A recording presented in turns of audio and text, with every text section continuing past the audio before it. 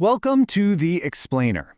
Today, we're talking about a massive story unfolding right now, India's energy sector. It's on the verge of a huge 15-year transformation, and it's all being driven by some really incredible growth and some seriously ambitious climate goals. So, let's get right into it. So, just to give you a sense of the scale here, India's electricity demand is on track to literally double by the early 2030s. That makes it the fastest-growing major economy in the world when it comes to energy needs. This isn't just a slow and steady climb. We're talking about a real step change. Okay, so the big question is, what's actually fueling this incredible surge in demand? And maybe more importantly, how is the country even planning to meet it? Well, in this explainer, we're going to unpack the key drivers and even walk through a potential strategy for tracking this opportunity over the next decade and beyond. First things first, we need to wrap our heads around the sheer scale of what's being planned. This isn't just business as usual. We are talking about a power surge that is, well, completely unprecedented, and it's all backed by crystal clear government targets. And just look at the numbers here. Under what's called the Panchamrit Pledge, India is aiming for 500 gigawatts of non-fossil fuel capacity by 2030. That is more than double where things stood just 5 years before. Now, this isn't just some vague policy goal. It is a massive flashing sign that says the future of India's energy is green. So where is all this new demand actually coming from? Well, it's not just one thing. It's more like a perfect storm, a convergence of 4 really powerful new engines, and each one is creating enormous new energy needs all at the same time. You've got these 4 major forces all hitting at once. There's the digital world, hungry for power for AI and data centers. Then you've got millions of homes plugging in new appliances for the very first time. You've also got the physical country being rebuilt with brand new infrastructure. And on top of all that, a huge manufacturing expansion. Let's break them down one by one. So let's start with AI. Data centers are already incredibly power hungry, right? Well, the global AI boom is expected to quadruple their electricity use. For India, this is creating a massive, entirely new source of power consumption. That means reliable and more, green energy, 24/7. Next up, what I like to call the human story. Now, India has done an amazing job getting to nearly 100% household electrification. But honestly, that was just the beginning. As incomes are rising, millions of families are buying their first refrigerators, their first air conditioners. India's per-person electricity use is still only about half the world average. Think about that. That signals a massive wave of pent-up demand that is just now being unleashed. Then you have the physical build-out of the country itself. We're talking about electrified railways, new metro lines, new airports, smart cities, the whole shebang.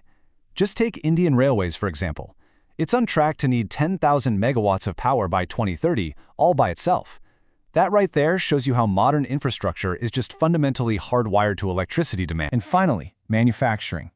The Make in India initiative, boosted by things like the Production-Linked Incentive or PLI scheme, is not just about building more factories. It's actually building the tools for the energy transition itself. And get this, it's led to a mind-blowing 38-fold expansion in solar panel manufacturing capacity since 2014. 38-fold. Okay, so we've established this massive 4-pronged surge in demand. The question is, how on earth is the country going to meet it?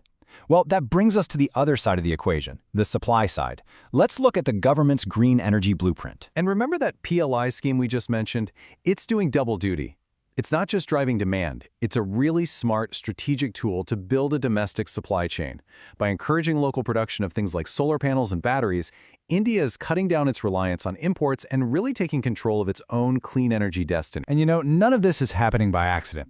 There's a very clear long-term policy roadmap that's steering this whole transition.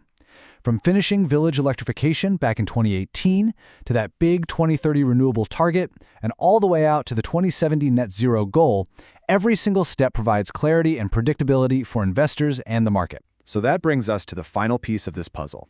You've got this really clear multi-decade trend laid out in front of you. So how could you, actually invest in this massive energy transition? Well, one way to think about it is kind of like building a sports team. You need your defenders.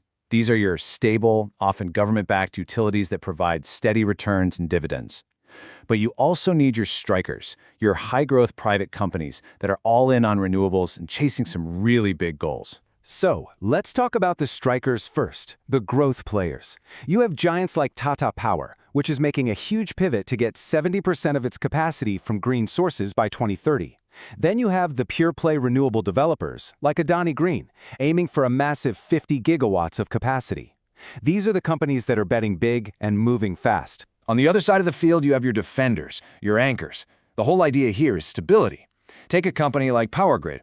It basically operates the nation's energy highways, the transmission lines, which gives it very steady, regulated returns.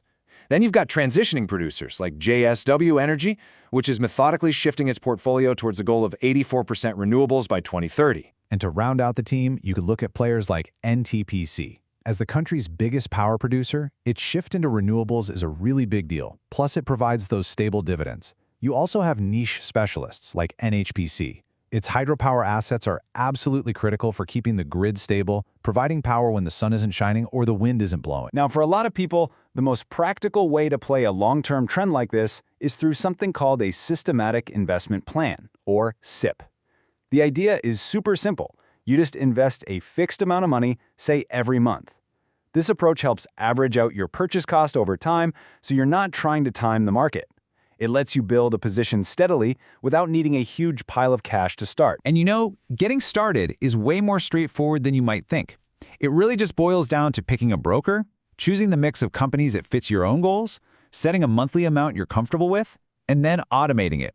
After that, the most important job is just to stay consistent and let that long-term trend do the heavy lifting for you. So let's bring it all home.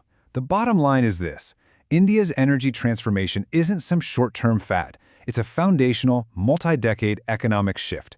It's driven by these really deep economic and policy currents that are literally reshaping the entire country as we speak. The next 15 years are going to completely redraw India's energy map. It's going to create new leaders and new fortunes along the way. So the big question we're left with is this: who will emerge as the true giants of this new electrified era?